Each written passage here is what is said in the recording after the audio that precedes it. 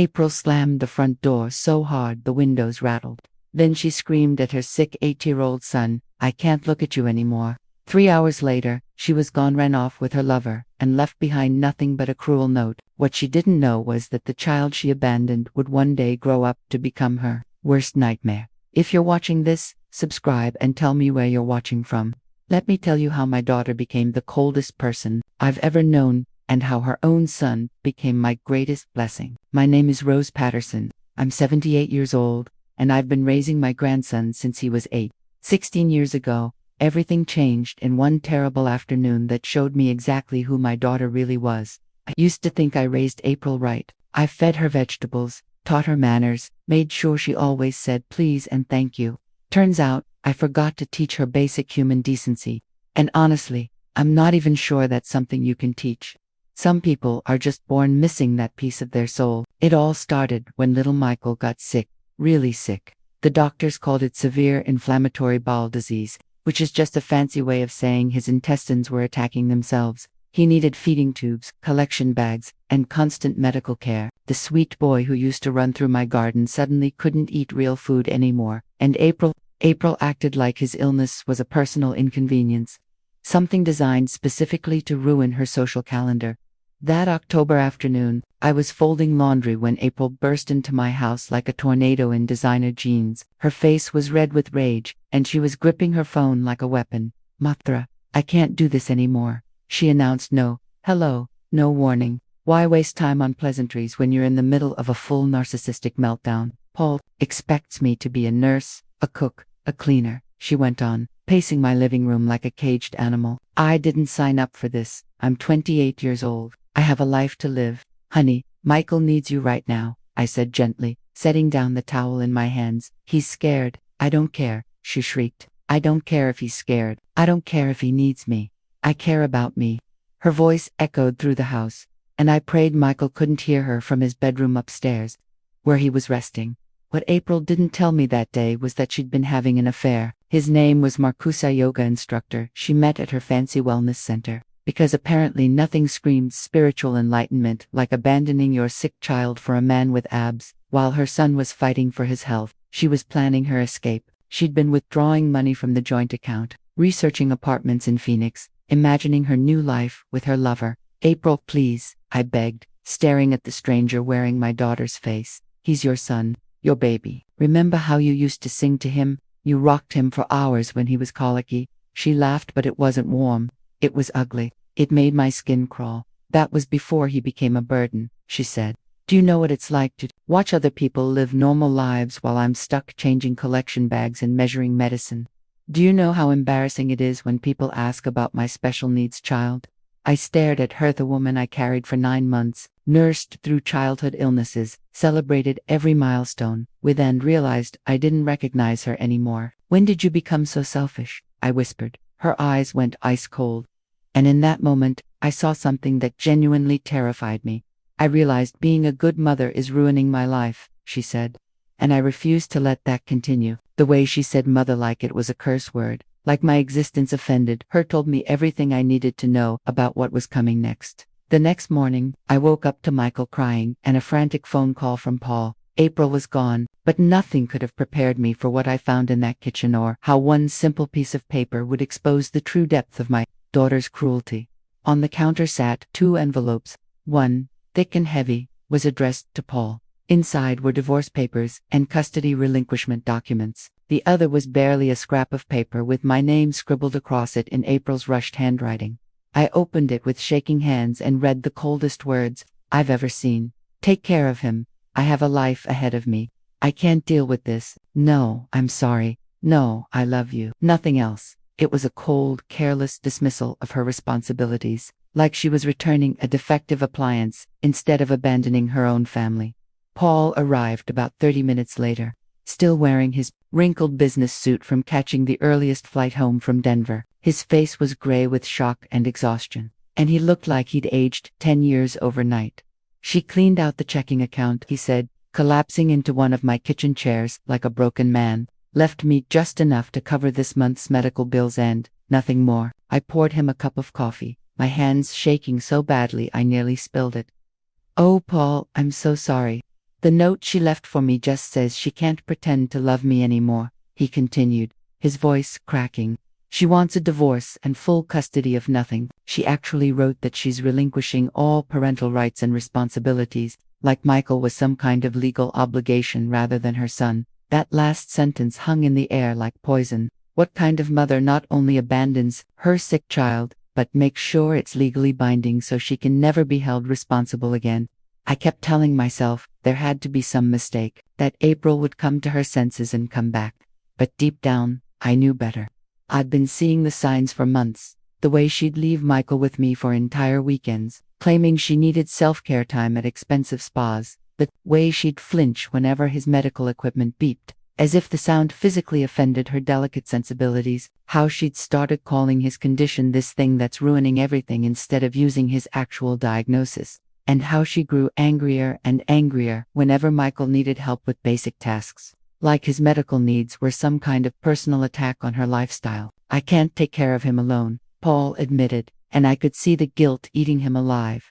My job requires constant travel. I'm gone 3 weeks out of every month. He needs someone who can be there, someone who understands his medical routine, who can handle emergencies. Then he looked at me, his eyes full of desperation. Rose, would you consider taking legal guardianship? I'll pay for everything. His medical care, his expenses, his education, everything. I just need someone who can actually be present. I looked toward the stairs, where Michael was sleeping. This brave little boy who never complained, even when he was in pain, who still cracked jokes while doctors adjusted his feeding tube, who apologized for being too much trouble whenever he needed help with his medical equipment. Of course, I said without hesitation. He's my grandson. He'll always have a home with me. Always. What I didn't say was that April's abandonment had broken something inside me, too. For 38 years, I believed I'd raised a caring, loving daughter, someone who would move heaven and earth for her child. Now I realized I'd been living with a beautifully packaged sociopath, who saw motherhood as an inconvenience instead of a privilege. But when I looked at that brave little boy upstairs, I knew April had made the biggest mistake of her life. She'd thrown away pure gold for fool's gold and was too selfish to even realize it. 6 months after April disappeared, Michael asked me the question I'd been dreading. We were sitting at my kitchen table, while he carefully managed his feeding tube. The morning sun caught his dark hair so much like April's when she was little, and I felt my heart shatter all over again. Grandma Rose, he asked quietly, why doesn't Mommy love me anymore? This 9-year-old was handling his medical routine with more maturity than his 28-year-old mother had ever shown. Oh, sweetheart, I said, sitting beside him and choosing honesty over comfortable lies. Sometimes grown-ups make very bad choices that have nothing to do with how wonderful you are. Your mother left because she couldn't handle being responsible for someone else's needs. That's not about you being sick. That's about her being broken inside in ways that can't be fixed. What I didn't tell him was that April had called me exactly once since leaving 3 months earlier just to demand that I ship her clothes and jewelry to an address in Phoenix. When I asked about Michael, she actually said, "How is what?" When I clarified, "Your son," she paused like she was trying to remember who I meant. Then she said, "Oh right, he's fine. I assume you're taking care of it." But if I wasn't sick, Michael asked softly, would she have stayed? His 9-year-old eyes were far too wise, far too knowing, for a child who should have been worrying about homework and playground games, not whether his own mother found him disposable. I thought about lying, about giving him some gentle story how Mommy still loved him, but just couldn't handle his medical needs. But Michael deserved better than pretty lies. "Michael, honey," I said, "your sickness didn't make your mother leave. Her selfishness did. And if it hadn't been your illness, it would have been something else. You needing help with homework, wanting to play sports, asking for bedtime stories. Some people just aren't built to put anyone else's needs ahead of their own wants." "Does Daddy miss her?" he asked. I could see him processing everything with a heartbreaking level of maturity. Bafta had been incredible through all of it, visiting every other weekend when he wasn't traveling, taking Michael to every medical appointment, making sure I had everything I needed. Still, I could see the pain in his eyes whenever Michael mentioned his mother, the guilt that he somehow should have seen this coming, should have protected his son from being abandoned like this. "Your daddy loves you more than anything in this world," I said firmly, "and so do I. Sometimes families don't look the way we expected them to. but the love is just as strong. Sometimes it's even stronger, because it's chosen, not automatic. That afternoon, while Michael napped, I made a decision that felt both necessary and freeing. I went into my bedroom closet and pulled down all the photo albums. Slowly, carefully, I removed every single picture of April, not because I wanted to erase her because that would be impossible, but because I couldn't stand looking at her face anymore. Knowing what I now knew about her, I replaced the family photos on the mantel, putting up more pictures of Michael and Paul instead. That's when Michael appeared in the doorway, dragging his favorite blanket and watching me with those sharp, observant eyes. "Grandma, are you throwing mommy away too?" The question hit me like a physical blow, so innocent and yet devastatingly accurate. "No, baby," I said softly. "I'm just putting away things that hurt to look at right now. Sometimes we have to focus on the people who choose to stay, instead of the people who choose to leave." He nodded solemnly, understanding far more than a 9-year-old ever should.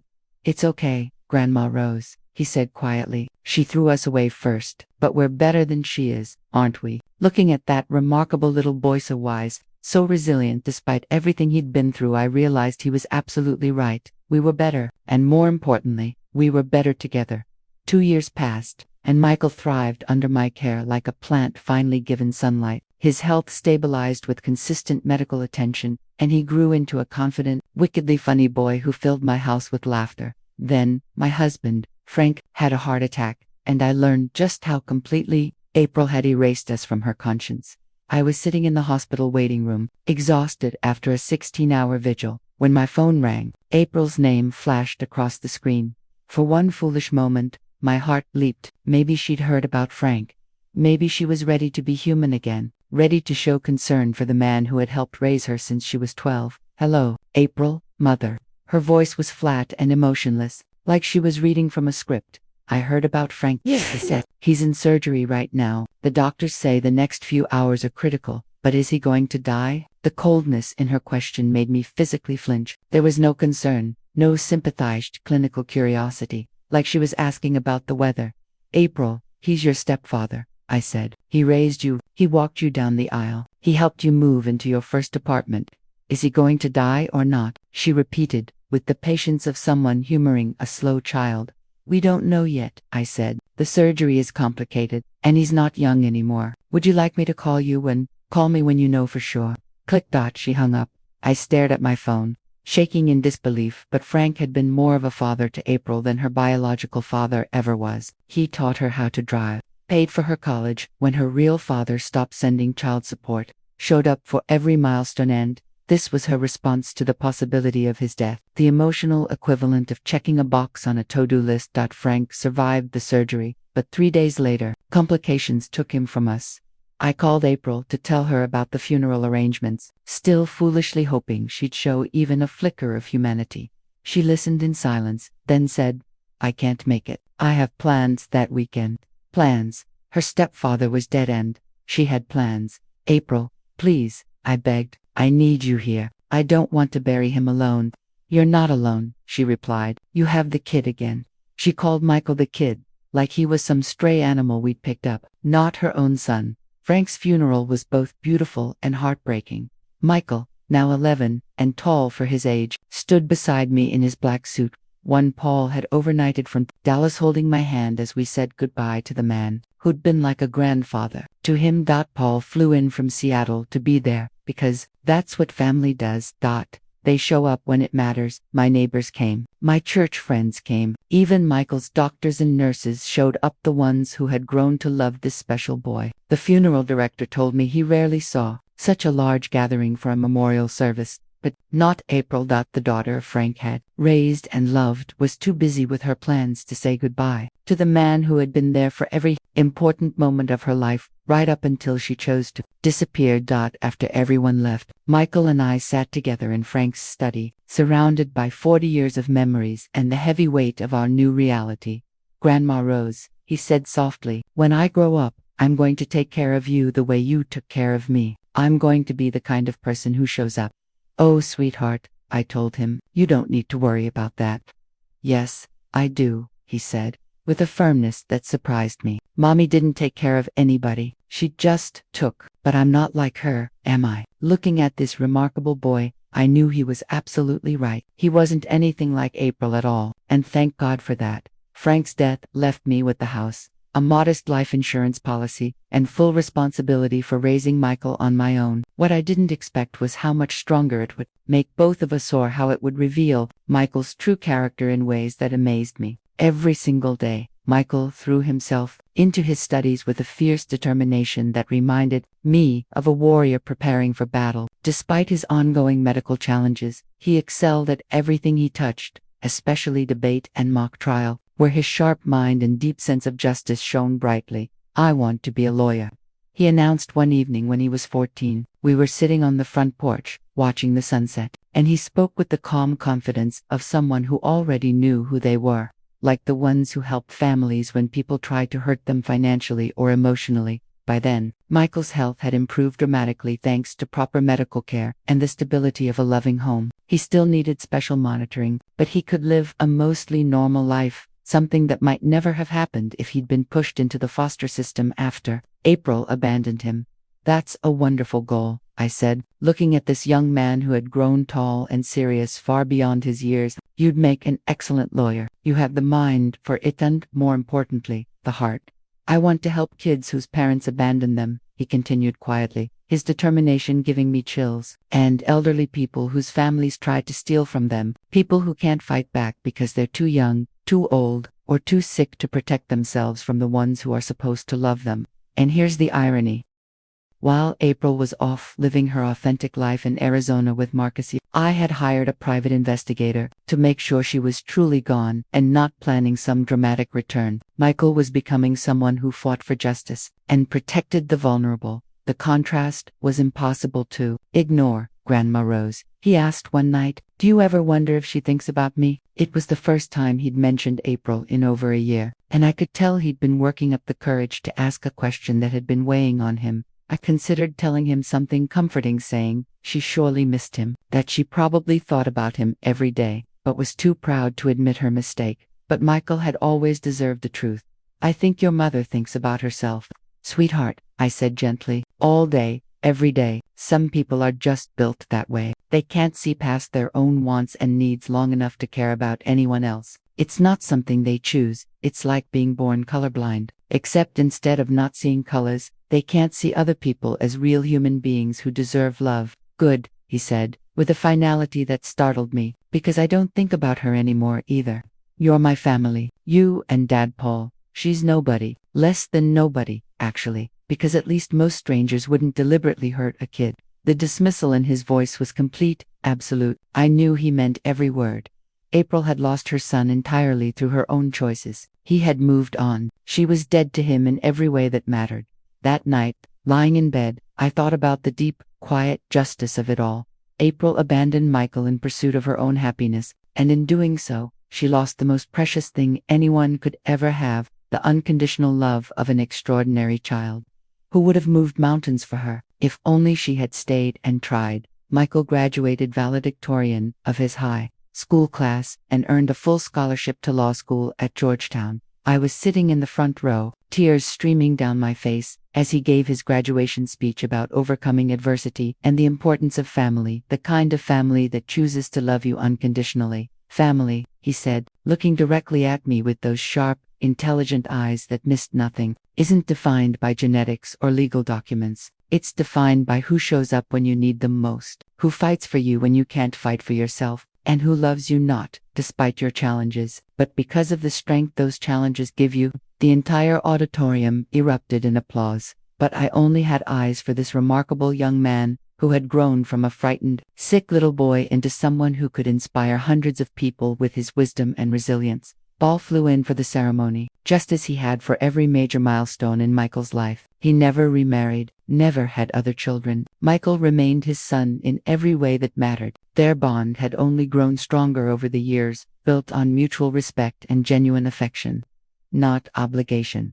"Rose," Paul said as we watched Michael accept award after award, "you saved his life. You know that, right? If he'd gone into foster care when April left him, he'd been passed from stranger to stranger who saw him as a burden instead of a blessing. He saved mine too." I said softly, watching Michael shake hands with the principal and flash that radiant smile that lit up every room he entered after Frank died. Michael gave me a reason to keep going, a purpose that went beyond simply surviving. What I didn't tell Paul was about the phone call I'd received earlier that week from a lawyer in Phoenix. April was apparently divorcing Marcus. Turns out even yoga instructors eventually get tired of narcissistic partners. Her attorney had been asking pointed questions about Frank's estate, whether Michael might be entitled to any inheritance as Frank's step-grandson.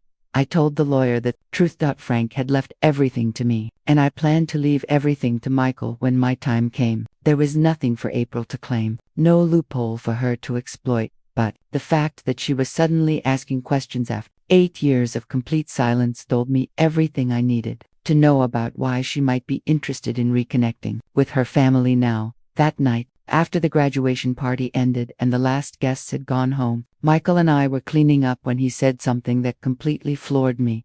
"Grandma Rose," he said, "I've been thinking about officially changing my last name from Morrison to Patterson." Morrison was April's married name. Patterson was my maiden name, the name I'd returned to after Frank's death. "Are you sure, honey?" I asked gently. "That's a big step. I want the same name as the person who actually raised me," he said with quiet conviction. "Morrison connects me to people who threw me away like garbage. Patterson connects me to you, to real family, to people who choose love over convenience." 2 weeks later, Michael Patterson became his official legal name. When the paperwork was finalized, he hugged me tightly and whispered, "Now it's official. You're really my family and I'm really yours." I had no idea then how important that name change would soon become, because April was about to make the biggest miscalculation of her life by assuming the little boy she abandoned was still helpless when she decided she needed him again. I was making Michael's favorite apple pie when the doorbell rang at 9 a.m. on a Tuesday morning. Through the peephole, I saw a woman with expensive blonde highlights and designer clothes that screamed money. It took me a full 3 seconds to realize I was looking at my own daughter. April stood on my porch like she owned the place, checking her manicured nails with the same impatience she had as a child whenever she wanted something. 16 years had turned her into exactly what I'd feared, a woman who looked like she'd never suffered a single day in her life while other people cleaned up her messes. Well, I thought, look what the cat dragged in. And speaking of cats, April was wearing enough designer labels to fund a small country's healthcare system. Funny how someone who claimed to be too poor to visit her dying stepfather suddenly had money for Prada purses and Botox. "Hello, Mother," she said. Her voice was crisp and businesslike, like she was greeting a bank teller instead of the woman who raised her, and who'd spent 16 years wiping the tears of the child she abandoned. April, I didn't move to let her in. Call me petty, but after 16 years of silence, she could stand on my porch and explain herself before stepping into my sanctuary. "May I come in?" she asked. "We need to discuss Frank's estate. Not how are you, not I'm sorry for your loss, not how is my son, just money." Because of course, that was what brought her crawling back. I should have been surprised, but honestly, April being motivated by greed was about as shocking as water being wet. I opened the door wider, and she walked past me into the living room. Her eyes immediately began scanning everything like a professional appraiser calculating value. She stopped at the mantel, where Frank's photos sat beside pictures of Michael at different stages of his life: graduation, science fairs, debate tournaments, the scholarship ceremony. "You've redecorated," she said, her tone suggesting my choices somehow offended her refined sensibilities. "People change things when they actually live somewhere," I replied, unable to keep the edge out of my voice. "You know when they stick around long enough to make memories, instead of abandoning ship at the first sign of inconvenience." She turned to face me, and I was struck by how cold her eyes had become. Not just like looking at a reptile wearing human skin. Whatever warmth she'd once had was gone, cauterized by years of pure selfishness. "I'll get straight to the point," she said, settling onto my sofa like she belonged there. "I know Frank left you everything, but as his stepdaughter, I believe I have a legal claim to part of the inheritance, especially considering I helped care for him during his final years." The lie was so brazen, so completely detached from reality, it actually took my breath away. "You helped care for him," I repeated. "April, you didn't even come to his funeral. You said you had plans that were more important than burying the man who raised you." "I was going through a difficult divorce at the time," she said smoothly. I couldn't travel. Another lie delivered, with the practiced confidence of someone who'd been rehearsing deception for years. I knew from my private investigator that she'd been posting Instagram photos from Cabo that weekend, partying with Marcus while Frank was being lowered into the ground. Besides, she continued, adjusting her designer purse with calculated nonchalance, I think we both know inheritance should go to blood family, not to. She paused, glancing around my living room with barely concealed disgust. Whatever this situation has become, I felt my blood pressure spike. You mean a loving home, where your son was cared for and cherished? I shot back. While you ran off with your boyfriend to find yourself in Arizona. Her mask slipped just for a moment, and in that instant, I saw something truly ugly flash across her face. Not guilt, not shame, just irritation that I'd dared to bring up inconvenient facts. That's ancient history, Mother, she said sharply. I'm here about Frank's money, not to rehash old family drama. There is no Frank's money, April, I said. It's my money now, and when I die, every penny of it will go to Michael, the grandson you abandoned, the boy who loved Frank and was loved by him in return. Michael, she laughed, actually laughed. It was the same cruel sound I remembered from that terrible day 16 years ago. Mother, surely you don't expect me to believe you're leaving Frank's entire estate to some sick kid who isn't even blood related to him. That's not how inheritance works. Some sick kid. She was talking about her own son like he was a stray animal we'd taken pity on rather than the remarkable young man who'd survived everything she'd put him through. He's not some sick kid, April, I said firmly. He's your son, though I understand why you might have forgotten that. And Frank loved him like a grandson because Frank understood what real family looks like. April waved her hand dismissively, like she was swatting away an annoying fly. Please, Mother, Frank tolerated him because you insisted on playing martyred grandmother, but legally, I'm Frank's stepdaughter. I have legitimate inheritance rights that override whatever sentimental nonsense you've convinced yourself matters. I stared at this beautifully dressed stranger wearing my daughter's face, stunned by how completely someone could be devoid of basic human decency. You have no rights here, April, I said quietly. You abandoned your child and never looked back. You didn't visit Frank when he was dying. You didn't attend his funeral. You haven't called once in 16 years to check on anyone's welfare. You gave up all rights the day you walked out and never came back. I was young and overwhelmed, she said, her voice slipping into a practiced, rehearsed tone, an excuse she'd clearly polished over time. I needed space to find myself, to discover who I really was outside the suffocating roles of mother and wife. Now I'm ready to be part of this family again, to claim my rightful place, part of this family again. I couldn't help the bitter laugh that escaped me. April, you don't even know your son's name anymore, not his real name, anyway. Don't be ridiculous, she said dismissively. His name is Michael Morrison. She said it with absolute confidence, like she was stating an obvious fact, completely unaware she was about to be blindsided. No, I said quietly, savoring the moment. His name is Michael Patterson. He legally changed it 3 years ago because he wanted to share my name instead of yours. He said he wanted the same name as the person who actually raised him, who actually loved him unconditionally.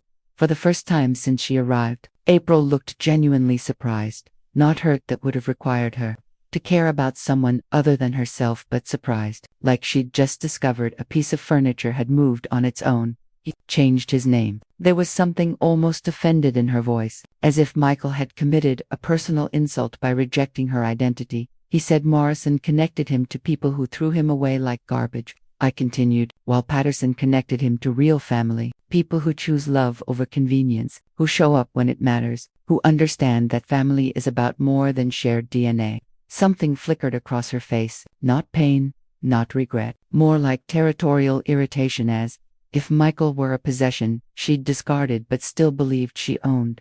Well, that's easily fixed, she said, regaining her confidence. A name change doesn't affect biological relationships or inheritance rights. DNA is DNA, no matter what someone calls themselves. There are no inheritance rights, April, I said firmly. Frank left everything to me, and I'm leaving everything to Michael. End of discussion. I stood up, making it clear the conversation was over.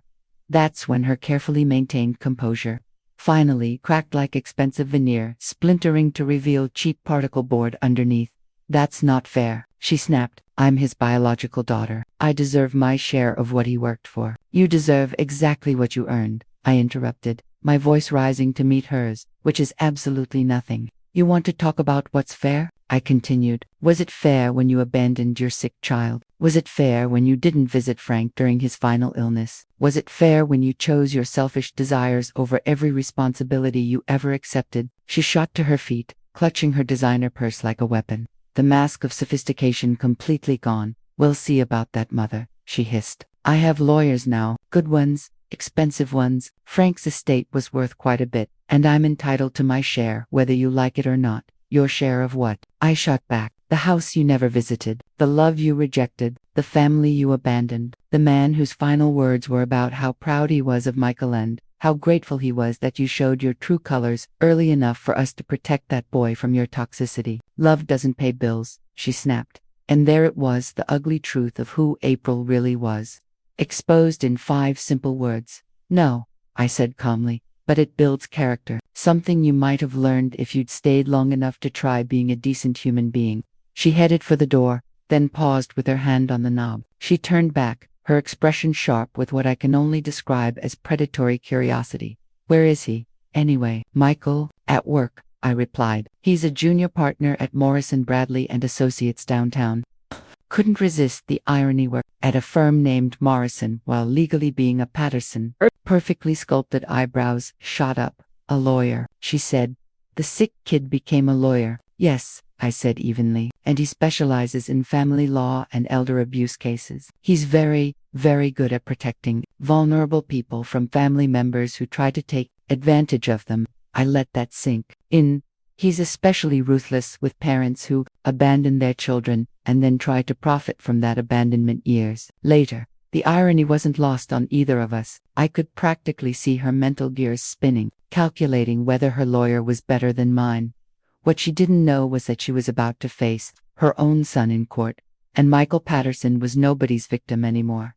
April left that day, but I knew she'd be back with reinforcements. What I didn't expect was for Michael to come home early from work, his expression grim, carrying a thick manila folder that practically screamed, serious legal trouble ahead. Grandma Rose, he said, sitting at the kitchen table where we'd shared so many important conversations over the years, I need to tell you something. Someone's been investigating you, our family, Frank's estate, not just casual curiosity, professional investigators. My heart dropped like a stone. April hired investigators. She was building a case against us. Double quotes. How did you? I started. Michael stopped me. He studied my face with those sharp lawyer's eyes that missed absolutely nothing. She came here today, didn't she? He said quietly. After 16 years, she finally showed her face. I nodded and told him everything. Her demands, her lies about caring for Frank, her casual dismissal of him as some sick kid, her threats about expensive lawyers and inheritance rights. Michael listened without interrupting. His jaw tightened with every detail until he looked carved from granite. She called you some sick kid, I finished. She doesn't even remember that you're her son, or, if she does, she just doesn't care. You're nothing more than an obstacle between her and money she thinks she deserves. Michael stayed silent for a long moment, staring at the folder in his hands. I'd never seen that expression on his face before. Calculating and utterly ruthless. When he finally looked up, his eyes held a controlled fury that makes smart people very, very cautious. Actually, Grandma Rose, he said evenly, she knows exactly who I am. That's what makes this situation so interesting. His smile turned predatory. Kind opposing counsel learns to fear in a courtroom. He opened the folder and spread documents across the table like evidence before a jury. Legal filings, financial records, correspondence, investigative reports. My firm handles a lot of inheritance disputes, he said calmly. When someone started digging into our family's finances, it triggered our internal security protocols, so I did some digging of my own. He looked up, and what I found is fascinating. What did you discover? I asked. April has been planning this for months. She hired a private investigator 6 months ago, right after her divorce from Marcus was finalized and she realized she needed money. She's been researching Frank's assets, your finances, my career prospects, even my medical history. She wanted to see if she could use my childhood illness as leverage.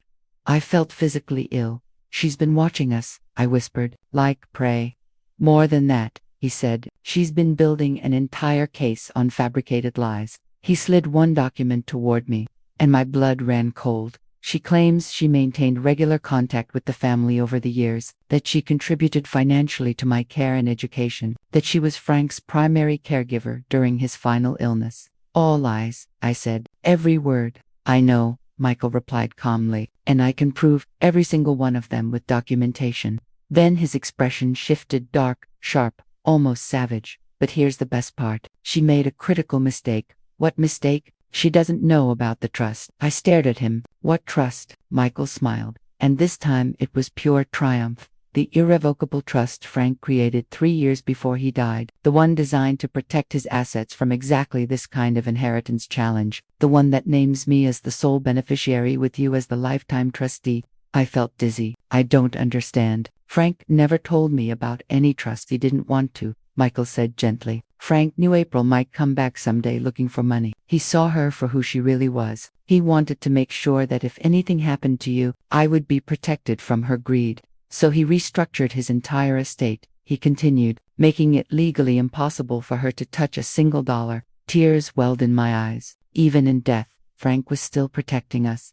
But why didn't you tell me? I asked. Because Frank asked me not to unless it became necessary, Michael said. He didn't want you worrying about legal battles that might never happen. He wanted you to live your life without looking over your shoulder, waiting for April to come back with her hand out. I wiped my eyes, overwhelmed. There's more, Michael said, his tone darkening again. Her lawyer sent a formal demand letter this afternoon. They're threatening to sue for wrongful denial of inheritance rights and for elder abuse through financial manipulation. I stared at him in shock. Can they do that? Can they really claim I'm abusing you by leaving you Frank's money? Michael's smile turned lethal. They can try, he said quietly, but I'm going to dismantle their case so thoroughly that future gold-digging relatives will study it as a cautionary tale. He closed the folder with a decisive snap. April is about to learn exactly who she abandoned 16 years ago, and it's going to be the most expensive lesson of her life. 3 weeks later, at exactly 7 a.m., there was a sharp, aggressive knock at the door, more a demand than a request. I knew before opening it who it would be. April stood there again. This time, she wasn't alone. A thin man in an expensive suit stood beside her, clutching a briefcase like armor and wearing the kind of predatory smile that screams lawsuit. Mrs. Patterson, he said smoothly, his voice dripping with false sincerity.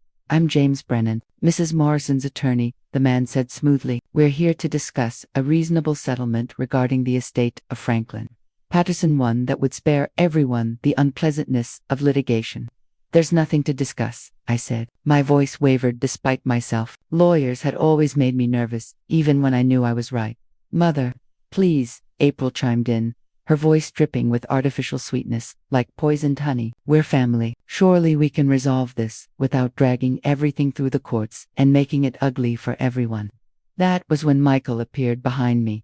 He was still in his running clothes, sweat darkened and casual, yet somehow more intimidating than both of them combined. There's something about a confident man, one who knows exactly who he is and what he's capable of, that makes smart people very careful about their next words. Actually, Michael said calmly, his voice carrying the quiet authority of someone who had spent years winning in courtrooms, I think the courts would be very interested in this case, especially the fraudulent documentation and the attempted exploitation of an elderly person. April's face went completely white.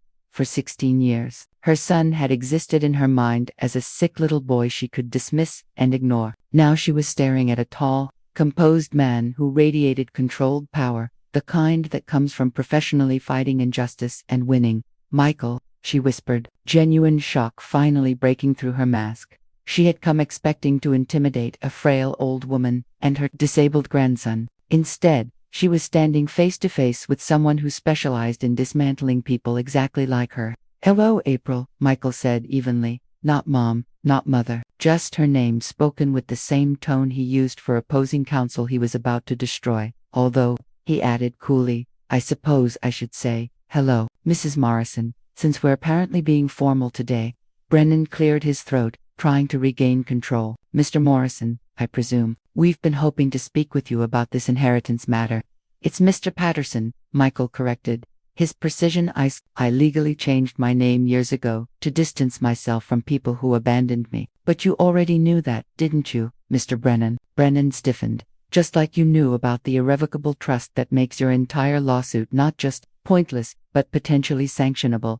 April's mouth fell open. Trust, she blurted. What trust? The irrevocable trust Franklin Patterson established 3 years before his death, Michael continued, his voice shifting into the tone he used when explaining legal concepts to particularly slow opposing counsel. The one that places all estate assets beyond the reach of inheritance challenges, the one naming me as sole beneficiary, with Rose Patterson as lifetime trustee. He paused, letting it sink in. The one your very thorough investigation somehow missed.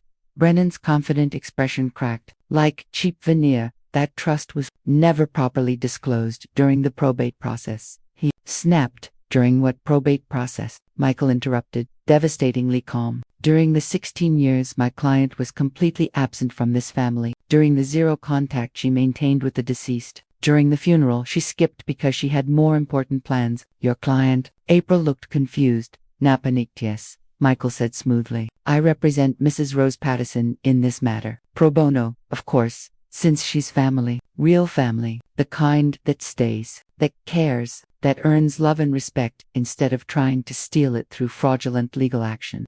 You can't represent her, Brennan protested, genuine alarm finally breaking through. There's a clear conflict of interest. Actually, there isn't, Michael replied coolly. Mrs. Patterson and I share perfectly aligned interests, protecting Frank's legacy from parasitic relatives who view family relationships as financial opportunities. He smiled faintly. But please go ahead with the lawsuit. I'm very much looking forward to deposing Mrs. Morrison about her alleged care for the deceased. April finally found her voice, though it came out hoarse. You can't do this. I'm his biological daughter. Blood matters more than legal documents.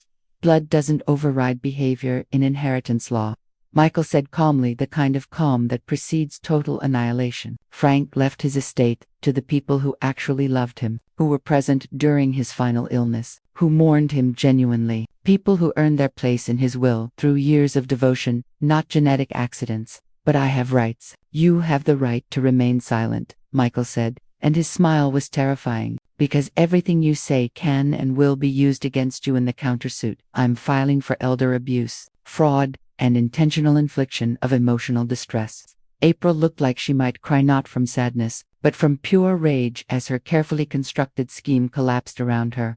This isn't over, she said. Though the words had lost their power, Michael stepped forward, and suddenly, he didn't look anything like the sick little boy she had abandoned.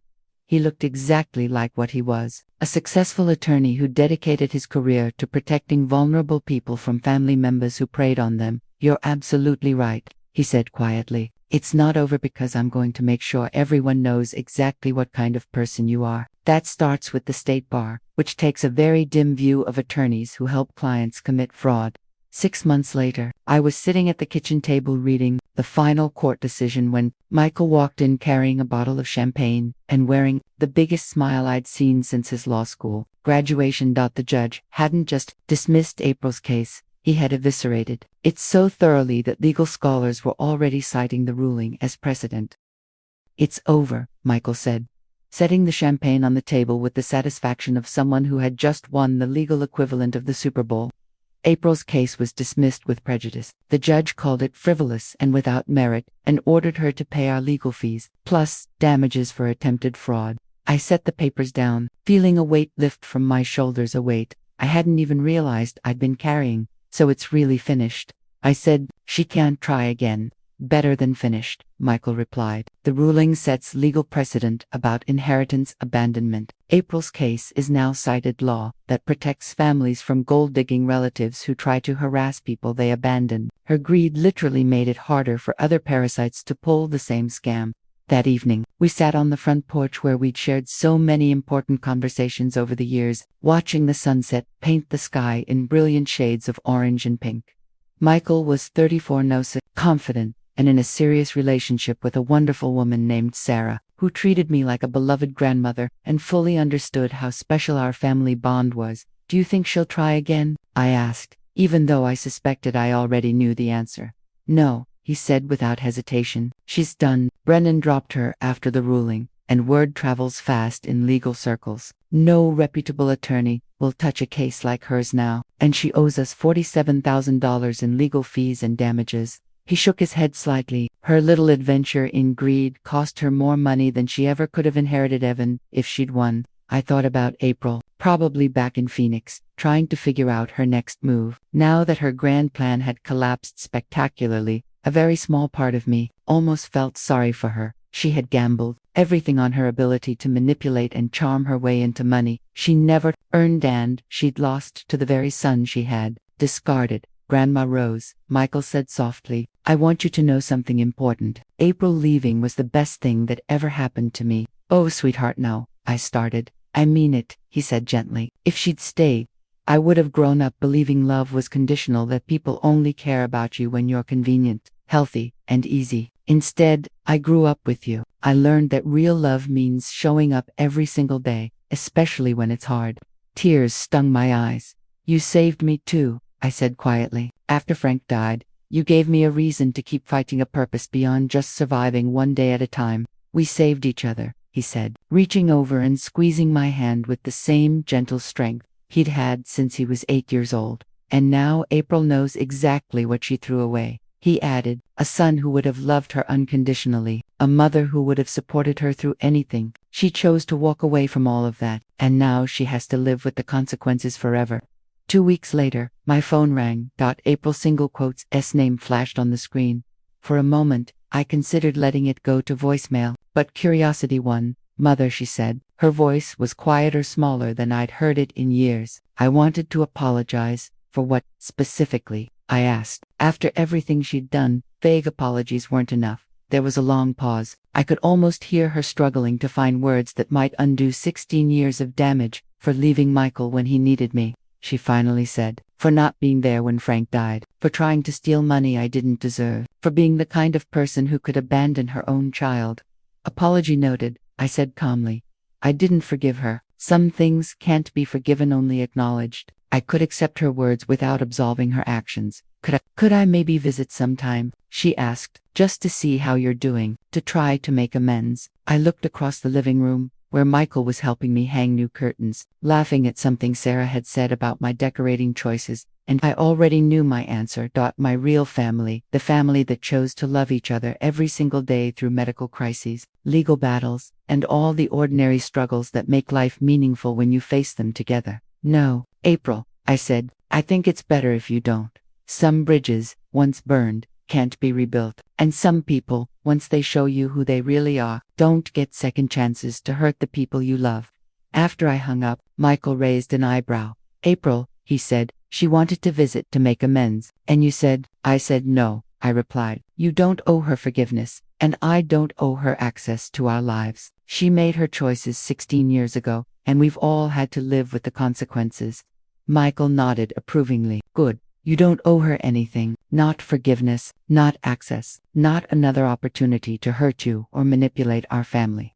That night, lying in bed, I thought about the strange, perfect justice of it all. April's abandonment had broken my heart 16 years ago, but it had also given me the greatest gift of my life, the chance to raise an extraordinary young man who understood that real family isn't about blood or legal obligations. It's about who shows up, who stays, who loves you enough to fight for you when you can't fight for yourself. April had thrown away the most precious things in life for a man who eventually left her anyway, and now she was alone, while I was surrounded by people who truly cherished me. In the end, her greed had cost her everything that actually mattered, while our love had given us everything worth having, and that, I thought with deep satisfaction, was exactly the ending this story deserved.